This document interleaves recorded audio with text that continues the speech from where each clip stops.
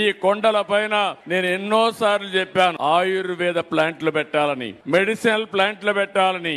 ఈ ప్రాంతం అంతా కూడా దేవుని యొక్క నామస్మరణంతో మనం ముందుకు పోతూనే ఆ గాలి కూడా మన ఆరోగ్యాన్ని పెంచేదిగా ఉండాలని చెప్పి ఎన్నోసార్లు కోరుకున్నాను. దానికి ముందుకు వస్తానని చెప్పి కూడా నేను మీకు తెలియజేస్తున్నా.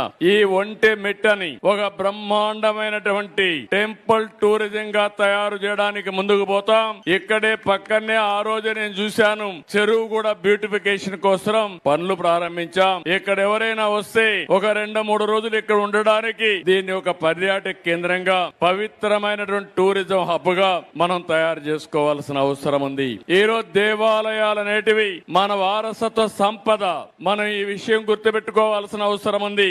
ఈ రోజు ఈ దేవాలయాలు రాకపోతే మన కుటుంబ వ్యవస్థ ఉండేది కాదు. ఈ రోజు ప్రపంచంలో ఏ దేశానికి లేనటువంటి ఒక గొప్ప వారసత్వ సంపద భారతదేశంలో కుటుంబ వ్యవస్థ.